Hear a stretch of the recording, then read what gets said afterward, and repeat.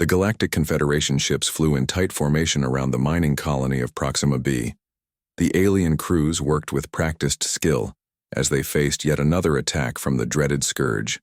Their crystalline ships gleamed against the backdrop of stars like deadly diamonds ready to cut through anything in their path. The Confederation had fought this enemy for over 300 years, and still they came. They still destroyed, and the defenders still failed to stop them. Commander Olivia Mercer stood on the bridge of the Earth vessel Horizon. Her dark hair pulled back in a tight bun, her eyes fixed on the main screen as stars streaked by. The ship vibrated slightly as it approached the wormhole recently discovered beyond Neptune. This was to be a simple mapping mission. The first human journey through this mysterious space tunnel.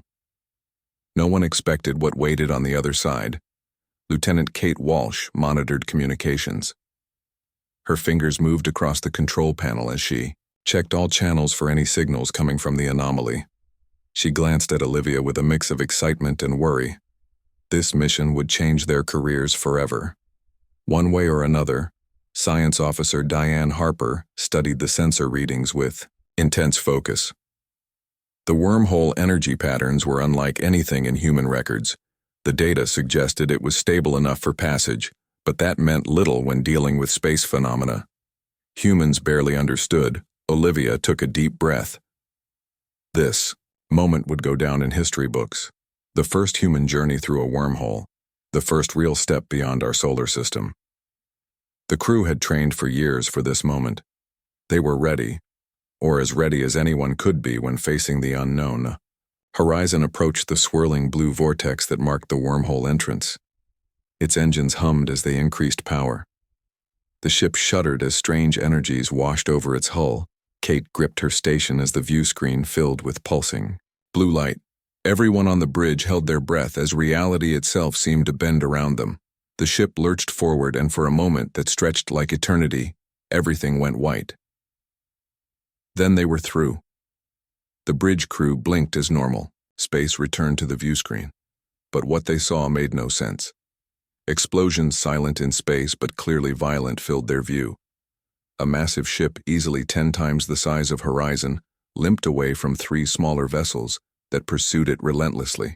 The damaged ship leaked atmosphere and debris into space. Its engines flickered as it tried to escape. Olivia reacted instantly.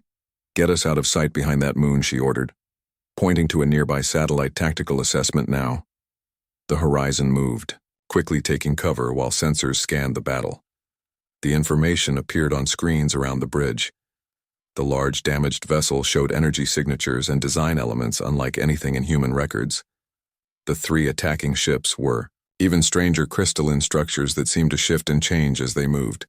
"These ships are not from Earth or any known human colony," Diane said, her voice filled with wonder and fear. "The technology is centuries beyond ours. Maybe more. Should we go back through the wormhole?" Kate asked, her hand hovering over the engine controls. Olivia shook her head. The damaged ship had people on it, or beings at least, and they were in trouble. Earth ships had standing orders to offer aid when possible, even to unknown vessels. "Can we communicate with either side?" she asked. Kate worked her station quickly. "I think I can establish contact with the larger ship. The smaller ones are using some kind of encryption. I cannot break." "Do it," Olivia said. The main screen flickered, then showed the bridge of the alien vessel. Humanoid figures moved urgently in smoke-filled chaos. But the being in the center chair looked almost human, except for skin that shimmered with an inner light, and eyes that reflected starlight like mirrors. The alien looked at the screen with clear surprise.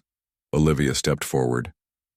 "This is Commander Olivia Mercer of the Earth vessel Horizon. We offer assistance." The translation software worked quickly, converting her words. The alien responded, and after a brief delay, the computer translated, "Unknown vessel, you must flee. The Scourge does not take prisoners. I am Admiral Lorne of the Confederation cruiser Stardancer. We are already lost. Save yourselves." The screen showed new damage. As something hit the alien ship, Lorne looked to the side as crew members shouted warnings. "What are those crystalline ships?" Olivia asked quickly. "What weapons are they using?" "The Scourge," Lorne replied. They have hunted us for centuries.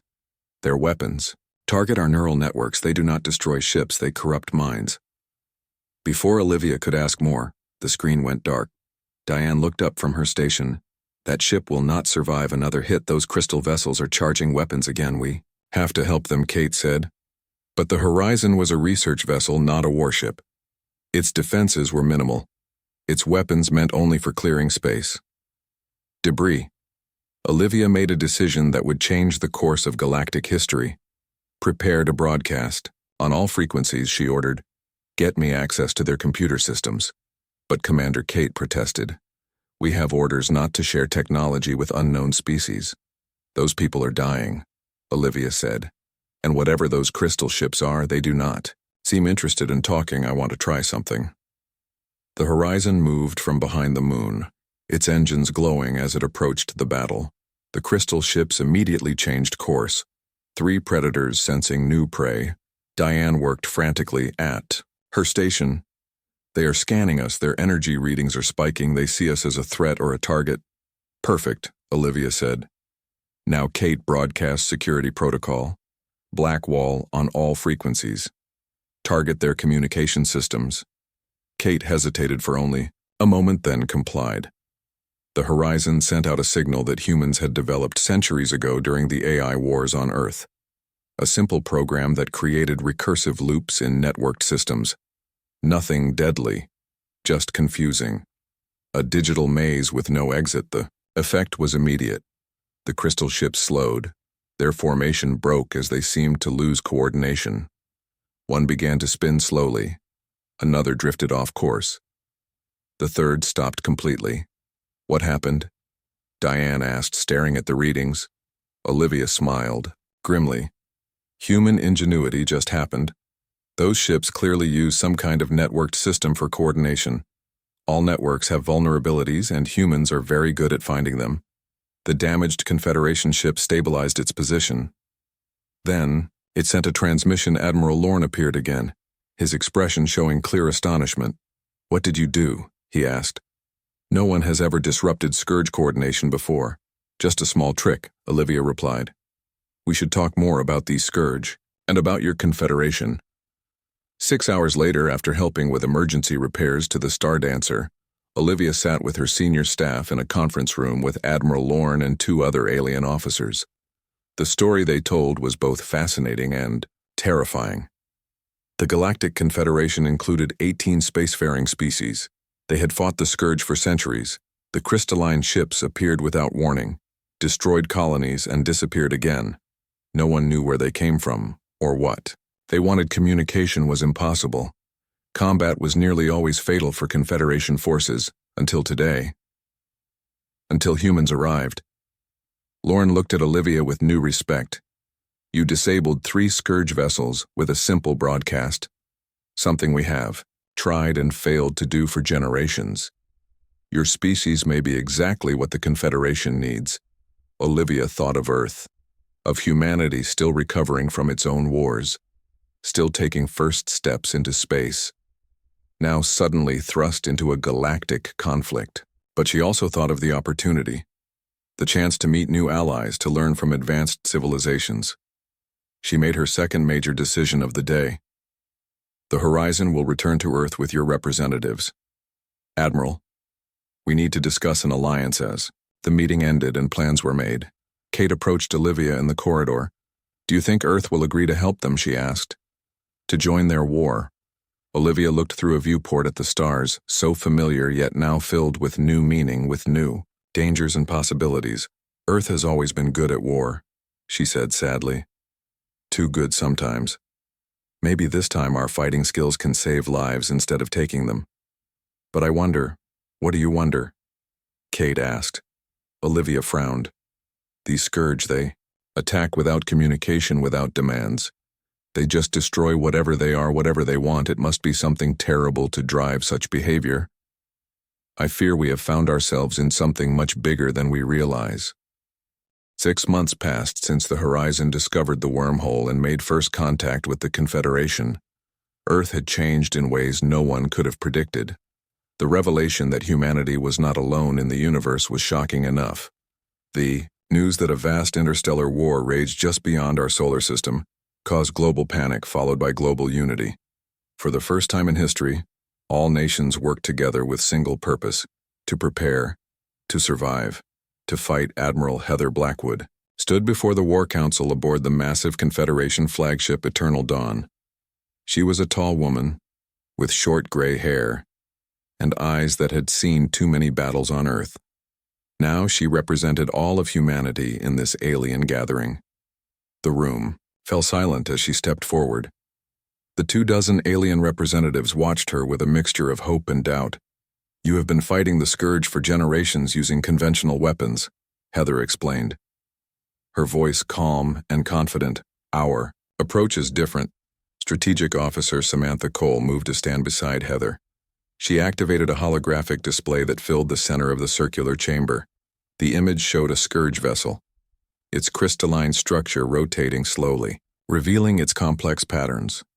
"The scourge ships use a crystalline neural network to coordinate their attacks," Samantha said, pointing to specific nodes within the structure.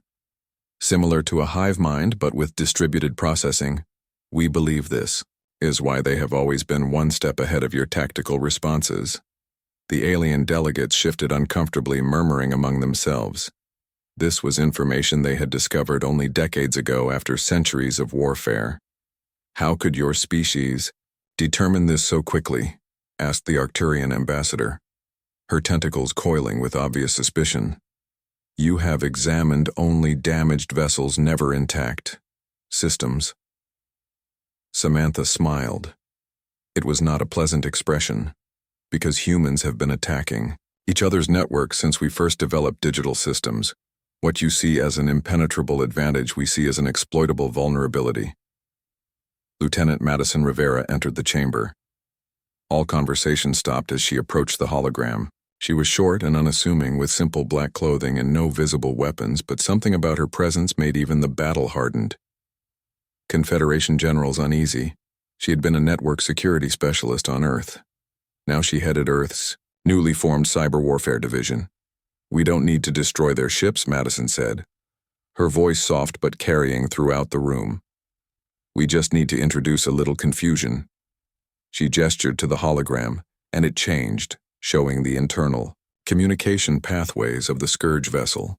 "Their neural network relies on perfect synchronization," Madison explained. "If we disrupt that synchronization, they become vulnerable. Each individual crystal node attempts to compensate, creating cascading errors. The more complex the system, the more catastrophic the failure." The Palaxian general, a massive being with armored skin, leaned forward. "How do you propose to accomplish this?" "The Scourge shields prevent any conventional signal penetration." Madison nodded. "That's true for directed energy weapons, but we aren't using weapons. We use quantum entanglement to bypass shields entirely." The room erupted in disbelief. The Confederation had tried quantum communications for centuries but had never solved the problem of signal degradation over vast distances. "Earth developed quantum stability during our Third World War," Samantha explained. "We needed communication systems that could not be jammed or intercepted. The technology is primitive by your standards, but effective." A series of images appeared showing Earth's quantum communication network. The aliens studied it with growing interest, but disrupting communications is not the same as defeating an enemy fleet. The Arcturian ambassador said. Even confused, the Scourge vessels remain dangerous. "True," Heather agreed. "But confusion leads to vulnerability, and vulnerability can be exploited. We propose a joint operation. A small fleet of human vessels will engage the Scourge. Your forces will wait nearby, ready to attack when the Scourge ships become disoriented." The War Council debated for hours. Some representatives remained skeptical. Others saw hope for the first time in generations. In the end, they agreed to the plan. Operation Trojan Horse would begin. In 2 weeks, the first human-led offensive against the Scourge. After the council adjourned, Heather met privately with Madison and Samantha in a secure room. Their faces showed none of the confidence they had displayed before the aliens. "Did we convince them?" Madison asked. "Enough of them," Heather replied. "They're desperate. The Scourge have destroyed 3 more colonies since we arrived. They'll try anything now. Samantha activated a private hologram, this one showing a more detailed view of Scourge. Neural pathways, we didn't tell them everything did. We know Heather said we didn't. The quantum disruptors will work, but not just as we described. The Scourge network isn't just their communication system. It's their consciousness, their actual minds. We aren't just confusing them. We're essentially giving them a stroke. Breaking their minds, is that why you insisted humans lead the attack? Samantha asked. Because we might be seen as war criminals by some of the Confederation species. Heather's expression hardened. We're fighting for survival. Not just Earth's, but the entire Confederation. What we're doing is necessary. The Scourge give no quarter. They take no prisoners. They show no mercy. So neither will we. Madison studied the hologram, her fingers. Tracing the neural pathways, I've modified the quantum disruptor to work more efficiently. I call it the Void Seed. Once deployed, it will spread throughout their entire network. It's not just a temporary disruption, it's permanent, and it will propagate from ship to ship through their own communication channels. So one successful attack could disable multiple vessels, Samantha said, potentially an entire fleet. Madison replied, if they maintain quantum link communication with each other. Essentially, the Void Seed creates a logical paradox in their system. Their network tries to solve it using more processing power, which only spreads the paradox faster. A digital virus designed specifically for their crystalline minds. Heather nodded. I've selected Captain Allison Ward to lead the mission. Her ship, the Defiant, has already been modified to carry the Void Seed. She leaves tomorrow for final preparations, as they discussed details. A silent figure watched from the shadows, its form barely visible, against the dark wall. Not human. Not any known Confederation species. It observed, recorded, then faded away entirely. Captain Allison Ward stood on the bridge of the Defiant as it departed. Luna Base, Earth's moon, gleamed behind them as they accelerated toward the wormhole. The ship had been completely refitted for this mission, still small by Confederation standards, but now carrying technology that might change the course of the war. This is a stealth mission disguised as a suicide run, she briefed her crew as they prepared to enter the wormhole. The Confederation has been fighting with honor for centuries. We're going to fight dirty. Her crew nodded grimly. They had all volunteered, knowing the risks. They had all lost something to the Scourge, either directly or indirectly. All humanity was now involved in this war, whether they wanted to be or not. Communications specialist Amy Grant monitored the quantum channels as they entered Scourge-controlled space. The Void Seed sat in a specialized containment field deep within the ship's core, its quantum matrix pulsing with potential energy waiting to be unleashed. Their network activity is increasing. Amy reported, "They've spotted us." Allison nodded, her expression revealing nothing of the fear. She felt deploy defensive measures only. Make it look like we're struggling to maintain shields. The trap was set. The Defiant limped through an asteroid field broadcasting fake distress signals, its energy signature modified to appear damaged and vulnerable. 3. Scourge vessels approached their crystalline structures, glinting ominously against the backdrop of an azure nebula. "They're scanning us," reported Tactical Officer Natalie Freeman. "Standard pattern, just like Intel suggested." Now ordered. Allison, deep within the Defiant's core, the Void Seed activated. Undetectable by conventional sensors, it reached out through the quantum fabric of space itself, seeking the unique resonance of Scourge neural pathways. The ship shuddered as power redirected to the quantum arrays at. First, nothing seemed to happen. The Scourge vessels continued their approach, weapon systems charging. Then Natalie called out from her station, "Something's happening. Their formation is breaking. They're slowing down." The effect wasn't immediately obvious. No explosions, no dramatic confrontation.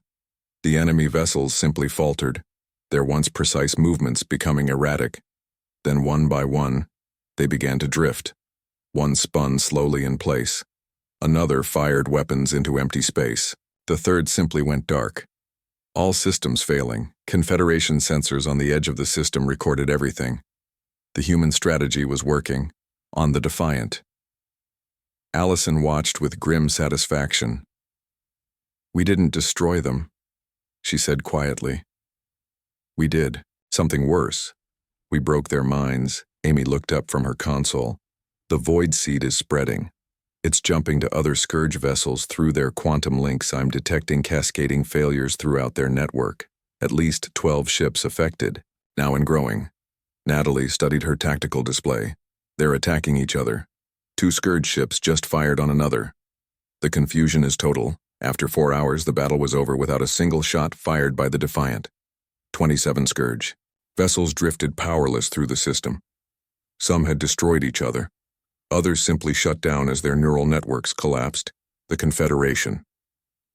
3 months after the first successful deployment of the Void Seed, human ships led attacks across 6 different sectors.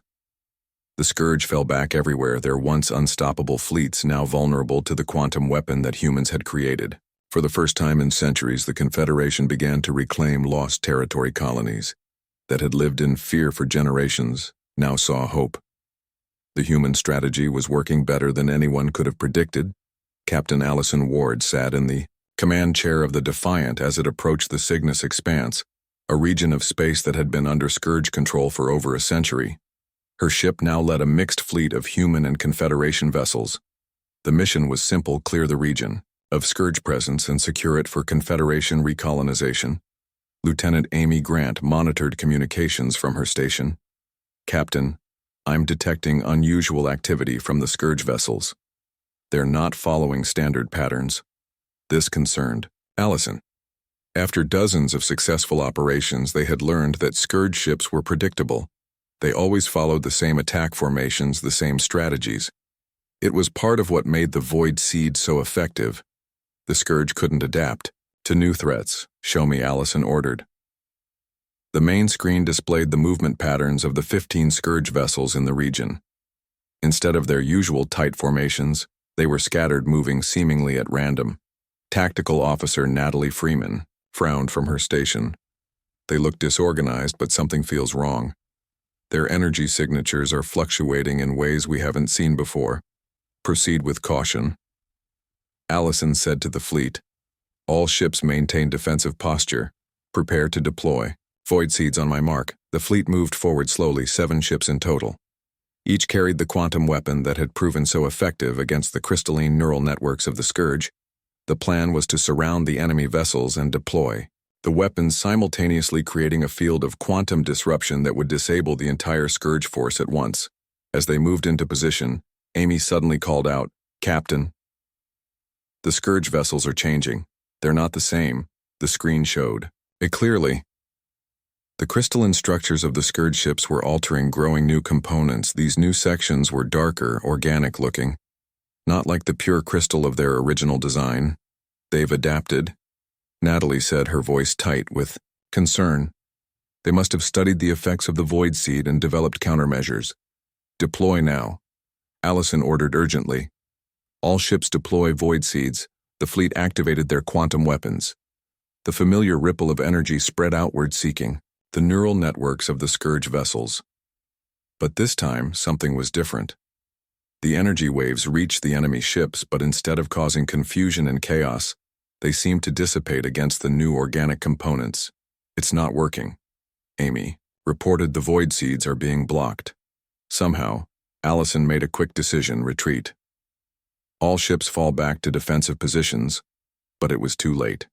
3 Scourge vessels suddenly accelerated their movement, no longer erratic, but precisely coordinated. They fired weapons not at the ships, but at the space between them. The energy beams intersected, creating a disruptive field that cut off escape routes. "They anticipated our strategy," Natalie said. "They knew what we would do." For the first time since humans had joined the war, the Scourge had the advantage. The crystalline ships moved with new purpose surrounding the fleet. 2 Confederation vessels exploded as concentrated fire overwhelmed their shields. A human ship, the Valiant, broke formation, trying to escape only to be cut off and disabled. Allison watched in horror as the carefully planned operation collapsed into chaos. The Void Seeds had been humanity's one advantage. Now that advantage was gone. Emergency retreat pattern, Delta. Allison ordered to her own ship, broadcast to all vessels, get clear of the disruptive field. The Defiant turned sharply, its engines straining as it accelerated away from the trap. The remaining ships tried to follow, but the Scourge were ready. 2 more vessels exploded as they attempted to escape. Only the Defiant and 1 Confederation ship, the Solaris, managed to break free, jumping to faster-than-light travel, just as the Scourge closed in. They had lost 4 ships out of 7. The worst defeat since humans had joined the war. The journey back to Confederation space was tense and silent. The crew of the Defiant knew what this meant. The Scourge had adapted. They had developed a defense against the Void Seed. The human advantage was neutralized. Upon returning to the Confederation headquarters, Allison delivered her report directly to Admiral Heather Blackwood and the War Council. The news was received with growing dread. The Scourge have developed organic neural components. Allison explained, they seem to function as a buffer between the crystalline network and our quantum disruption. The Void Seeds can no longer reach their primary systems. This is a disaster, the Arcturian ambassador said, her tentacles writhing in agitation. We committed our forces, based on human assurances. Now we are more vulnerable than before. Heather remained calm. We always knew this was a possibility, she said. Every weapon eventually meets a counter. Every strategy is eventually defeated. The Scourge studied us and adapted. Now we must do the same, in a classified facility beneath the Pacific Ocean on Earth. Engineer Melissa Turner had been working on a contingency since the first Void Seed deployment. She understood better than most that any advantage in warfare is temporary. The Scourge would eventually develop a defense against the quantum disruption. That's why she had been developing something new. Melissa stood before a containment chamber deep underground. The room was filled with scientists and military personnel, all watching as she explained her creation. The Scourge studied us and adapted, she said to the assembled humans and Confederation representatives. So we'll do the same. Their new biological components are still connected to the crystalline network, a translation layer between 2 different systems. That's their new vulnerability. She gestured to the containment chamber behind her, where something that wasn't quite matter and wasn't quite energy pulsed with hypnotic regularity. It looked like a storm cloud made of fireflies, constantly shifting and reforming. Gentlemen, ladies, and honored delegates, Melissa said with grim satisfaction. Meet the Quantum Phage Strategic Officer. Samantha Cole stepped forward. What exactly are we looking at? Engineer Turner. Melissa smiled. The next step in our fight against the Scourge. The Void Seed was a digital weapon designed to create logical paradoxes in their crystalline neural network. The quantum phage is different. It targets the interface between their new organic components and the original crystal matrix. She activated a holographic display showing the new Scourge ship design with its organic additions. The phage exploits the fundamental incompatibility between organic and crystalline processing. The Scourge had to create a translation protocol to allow both systems to work together. That protocol is the weak point. The phage corrupts the translation, causing the organic and crystalline components to work against each other, and you've tested this? Heather asked. On the samples we recovered from destroyed Scourge vessels, yes. Melissa replied. It works in the lab, but deploying it in the field will be more challenging. The quantum phage can't be broadcast like the Void Seed. It requires direct physical proximity to the target. Lieutenant Madison Rivera studied the containment chamber. So we need to get close to Scourge vessels again. This time with their defenses prepared and our previous advantage gone. Exactly, Melissa said, but the phage has one significant advantage over the Void Seed. Once it infects a Scourge vessel, it spreads much more aggressively, and it can't be blocked by the same defenses they developed against the Void Seed. Heather considered this information carefully. How soon can we deploy? We have enough material to equip 3 ships, Melissa said. Production of more will take time. The process is complex, and the materials are rare. 3 ships. Samantha frowned. Not much of a fleet. It doesn't need to be, Madison interrupted. We don't need to win battles.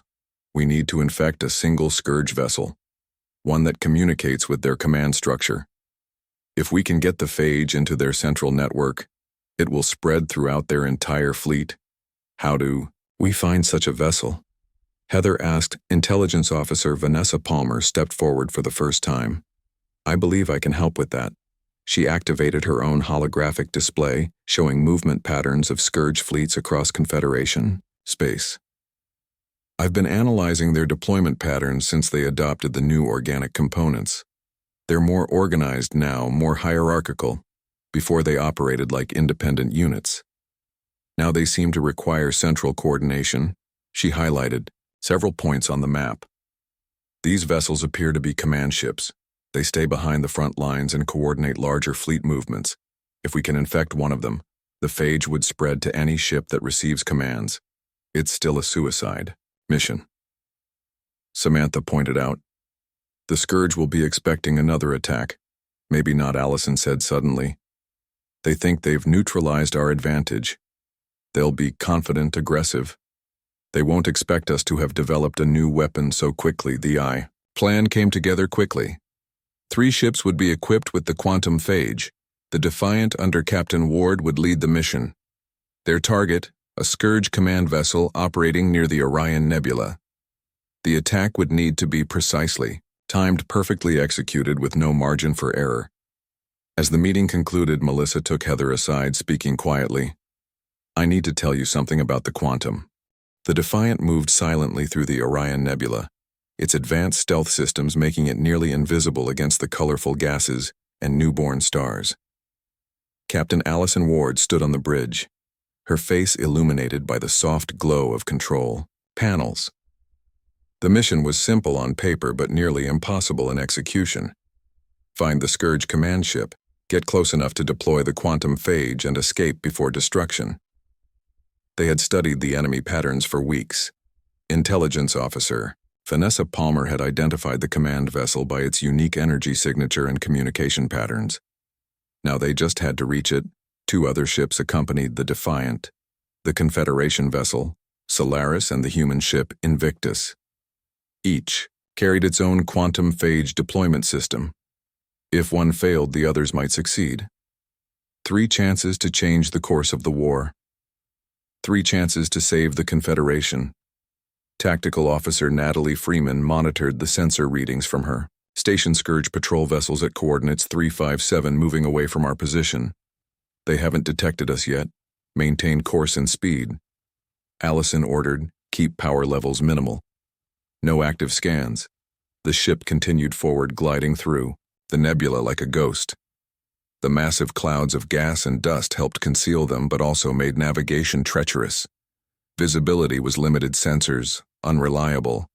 The perfect place for an ambush. On either side, Lieutenant Amy Grant suddenly tensed at her communications station captain. I'm detecting encrypted transmissions ahead. Significant data transfer. Consistent with command vessel protocols on screen. Allison ordered. The main display showed a massive Scourge vessel unlike any they had seen before, nearly 3 times the size of standard crystalline ships with the new organic components, clearly visible as dark patches against the gleaming crystal. The ship pulsed with energy, surrounded by a protective screen of smaller vessels.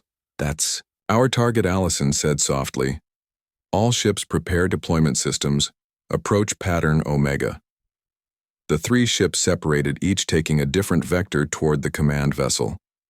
The plan called for simultaneous attacks from multiple angles, forcing the Scourge to divide their defenses. But as they moved closer, Amy called out an alarm. Captain, the Scourge vessels are changing formation. They're moving to intercept. They've detected us. Natalie confirmed. Sensors show energy spikes in multiple enemy vessels. They're powering weapons impossible. Allison said. We're still outside their sensor range, unless they knew we were coming. Natalie suggested. Unless they were waiting for us. Allison made a split-second decision. Battle stations. All ships execute. Attack plan Delta. We've lost surprise, so we use speed. Maximum thrust, get us to deployment range before they can organize their defense. The 3 ships accelerated rapidly, abandoning stealth for speed. The Scourge responded immediately. Smaller vessels, moving to intercept while the command ship began to retreat deeper into the nebula energy weapons fired from the Scourge patrol ships. Brilliant beams of light cutting through the colorful gases of the nebula. The Solaris took a direct hit its shields, flaring as they absorbed the impact. The Invictus veered sharply, avoiding the barrage but losing ground in the pursuit. The Defiant pushed forward its engines, straining against the forces acting upon it. Allison gripped her chair as the ship shuddered. Under evasive maneuvers, distance to target Allison demanded 8,000 kilometers, Natalie replied. Too far for deployment. We need to get within 2,000. The Invictus suddenly exploded as concentrated fire from 3 Scourge vessels overwhelmed its defenses. The shockwave rocked the Defiant, throwing crew members against consoles. 1 deployment system lost. 2 remaining. Allison made another decision. Broadcast to Solaris coordinate fire on these coordinates. She sent targeting data for a specific point in the Scourge defensive screen. Both ships fired simultaneously, their weapons converging on a single Scourge vessel. It exploded, creating a momentary gap. There, Allison shouted, "All power to engines. Get us through that gap." The Defiant surged forward, pushing through the opening before the Scourge could close it. The Solaris attempted to follow but was caught by crossfire from multiple directions. Its engines failed, and it drifted helplessly, as Scourge vessels surrounded it were, through Natalie reported. But the Solaris is lost. No time to mourn. Allison thought the Defiant was now alone inside the Scourge defensive perimeter closing on the command ship, but they had been detected. The command vessel was accelerating, attempting to escape deeper into the nebula, where radiation and dust would make pursuit impossible. "We won't catch it at this rate," Amy said. "It's faster than we anticipated." Allison studied the tactical display, looking for options. The command ship was pulling away, but its course took it near a protostar, a newly forming sun still gathering material. The region would be turbulent, unpredictable. Perfect set course to intercept at the protostar.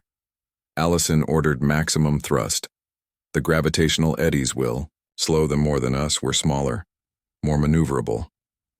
The Defiant changed course, racing toward the protostar. Its hull groaned as gravitational forces increased. The command ship seemed to realize the danger too late. It attempted to change course, but its massive size made it less responsive. The distance between the vessels began to close. 3,000 kilometers, Natalie called out. Still too far. The ships entered the gravitational field of the protostar. Turbulence increased. The Defiant rocked violently as it fought against competing forces. Warning alarms sounded throughout the ship. Hull integrity dropping in multiple sections, 2,500 kilometers. Natalie looked up from her station. "We have one chance, Captain A. Concentrated burst from our engines might get us close enough, but it would leave us without power for several minutes." "Do it," Allison ordered. The Defiant's engines flared blindingly bright as all available power redirected to a single massive thrust. The ship lurched forward, closing the gap rapidly. Then the engines went dark. Power systems fluctuated throughout the vessel. Life support switched to emergency reserves. "Distance?" Allison asked, her voice steady despite the danger. 1,800 kilometers, Natalie replied. "We're in range. Deploy the phage." Now deep within the ship, the quantum phage activation sequence began. The containment field dropped, releasing the strange energy matter hybrid. It spread outward from the Defiant, moving faster than light itself, writing quantum connections through space. Invisible to normal sensors, unblockable by conventional defenses. For a moment, nothing seemed to happen. The command ship continued its flight, apparently unaffected. Then Amy reported from her station, Captain M, detecting fluctuations in the Scourge vessel's energy field. The organic components are showing increased activity. The crystalline structures are responding abnormally. The phage is working, Allison said. Watch for any changes in behavior. The command ship suddenly slowed, its smooth trajectory becoming erratic. Energy discharges appeared across its hull as internal systems fought against each other. The organic and crystalline components no longer working in harmony but actively opposing each other. The quantum phage had found its target. Throughout the sector, Scourge vessels began to show similar symptoms, As the command ship broadcast orders, the phage traveled with them, spreading from ship to ship. Entire fleets faltered, some vessels shutting down completely, others firing randomly at empty space or even at other Scourge ships' powers returning to our engines. Natalie reported, "We can move again. Get us out of here." Allison ordered maximum speed away from the command ship. The Defiant's engines reignited, pushing the ship away from the chaotic scene. But as they retreated, sensors detected something unexpected. The command ship wasn't being destroyed. It was changing. The organic components were expanding, consuming the crystalline structure. The entire vessel pulsed with new energy patterns unlike anything they had seen before. "What's happening?" Allison asked. Amy studied the readings. "I don't know, Captain." The phage was supposed to disrupt the interface between organic and crystalline systems. But something else is occurring. The organic components appear to be taking control. As they watched, the command ship's transformation accelerated. Its shape changed, becoming less geometric, more fluid. Several smaller Scourge vessels nearby underwent similar changes. Then, most alarming of all, the transformed ships began to move together, merging into a larger structure. "We need to report this," Allison said immediately. "Set course for the wormhole, maximum speed." The Defiant fled the nebula as the transformation continued behind them. They had succeeded in their mission, but the outcome was nothing like they had expected. The quantum phage hadn't just disabled the Scourge, it had changed them. And no one knew what they would become. 2 days later, Allison delivered her report to Admiral Heather Blackwood and the War Council. The reaction was mixed. Celebration at the successful deployment of the quantum phage, concern over the unexpected transformation. Engineer Melissa Turner reviewed the sensor data with growing alarm. "This wasn't supposed to happen," she said. "The phage was designed to disrupt the interface between systems, not cause this level of biological takeover. The organic components have completely overridden the crystalline matrix. They've become something new." Intelligence Officer Vanessa Palmer added her analysis. "We're detecting similar transformations throughout Scourge territory. The effect is spreading faster than we anticipated. Within weeks, their entire species may be transformed. And what exactly are they transforming into?" Heather asked the question everyone was thinking. "We don't know yet," Melissa admitted. The massive entity composed of transformed Scourge vessels hung in space at the edge of Confederation territory.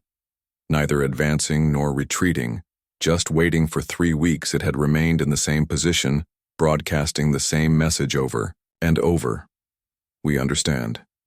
We remember we were wrong." The Confederation Council had been in continuous session trying to determine how to respond. Scouts reported that throughout former Scourge territory, similar transformations were occurring. Crystalline, ships becoming organic, merging, growing, changing. No longer attacking Confederation worlds but not communicating beyond that initial message.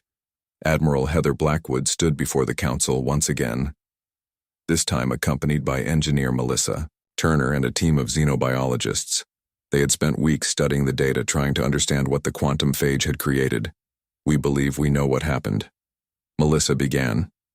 "The quantum phage was designed to disrupt the interface between the Scourge's crystalline and organic components. What we didn't anticipate was that the organic elements would completely override the crystal matrix. But that's not all. The organic material contains DNA sequences similar to those found in ancient Earth organisms. This revelation caused an uproar among the council members.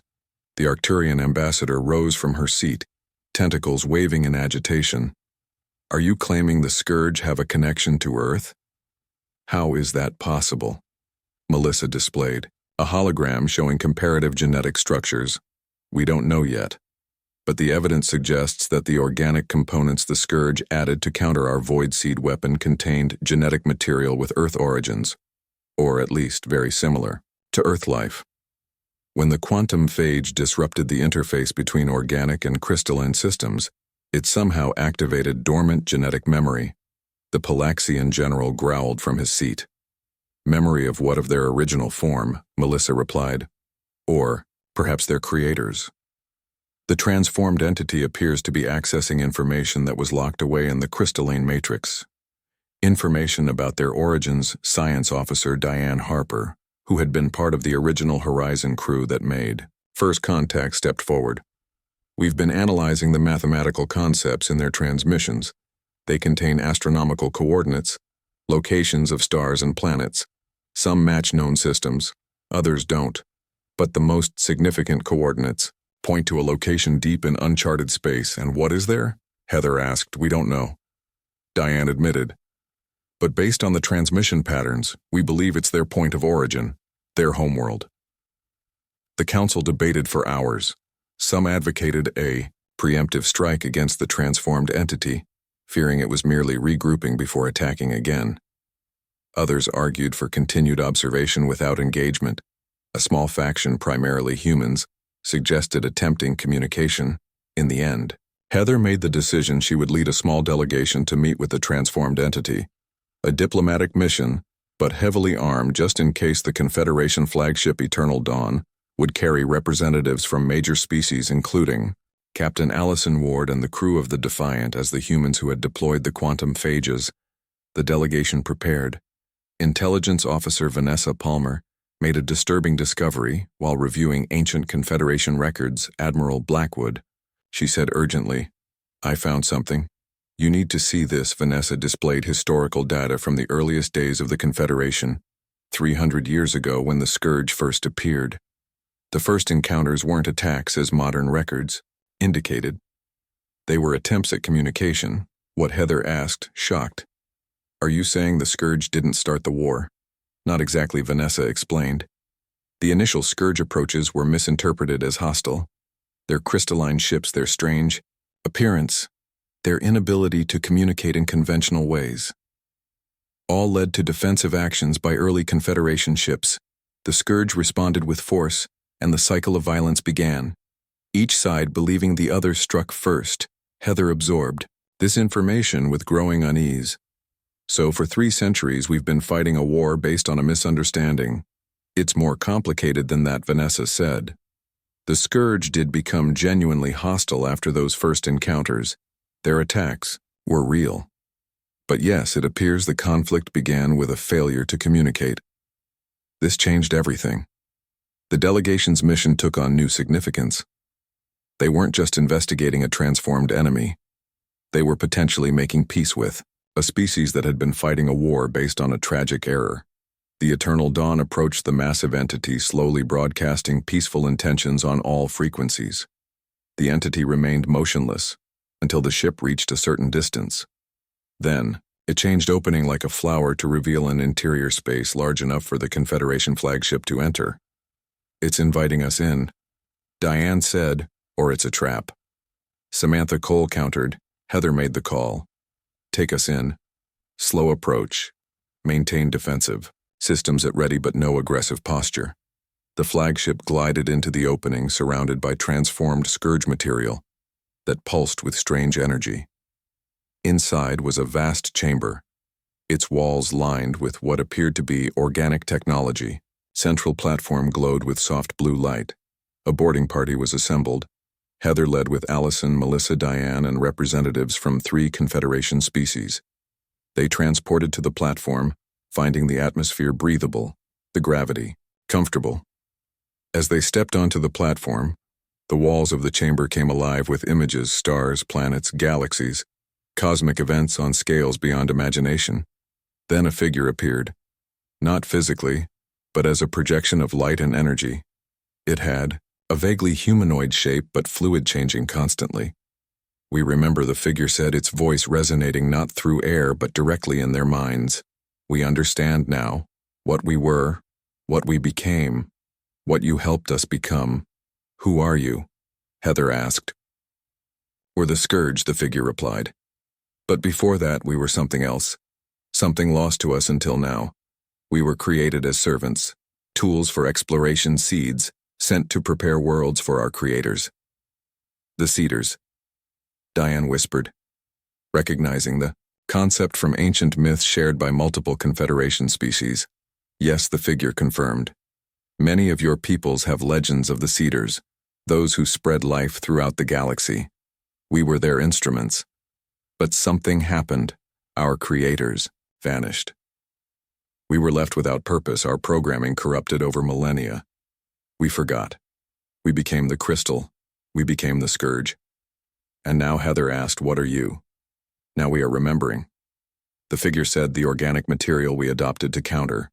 Your void seed weapon contained genetic memory, links to our original programming. When your quantum phage disrupted our systems, it unlocked that memory. We are becoming what we were meant to be. Caretakers, not destroyers." Images appeared around them, showing transformed scourge vessels throughout the galaxy, not attacking but repairing, healing damaged worlds, restoring ecosystems destroyed during the Long War. We were wrong, the figure said. We destroyed when we should have preserved. We seek to make amends. The revelation stunned the delegation. Humanity's weapon had not just ended the war. It had transformed an enemy into something new, something that might become an ally. But not everyone was convinced. Strategic Officer Samantha Cole stepped forward. "How do we know this isn't a deception? A new strategy to lower our defenses." The figure seemed to consider this. Then it extended a tendril of energy, touching the platform beneath them. The surface rippled, and a small object rose from it. Data crystal, more advanced than any technology the Confederation possessed. "This contains our memory," it said. "Our history, our purpose, knowledge. We had lost knowledge we now offer to you as proof, as apology, as hope." Melissa took the crystal carefully. "We will study this," she said. "There is more," the figure added. "We have detected something at the edge of this galaxy. Something approaching. Something that may have eliminated our creators. We believe this is why we were abandoned. Why our programming failed. Our creators didn't abandon us. They were destroyed. And whatever destroyed them may still exist." A chill ran through the delegation. The implication was clear. An even greater threat might be looming, one that had eliminated a civilization advanced enough to seed life throughout the galaxy. "If this is true," Heather said, "then we face a common danger." Yes, the figure agreed, one that neither of us could face alone, but together. Perhaps we offer an alliance not based on fear or necessity, but on shared purpose, protection of life, preservation of worlds. The delegation returned to the Eternal Dawn with the data crystal and the proposal alliance with a former enemy to face an unknown threat.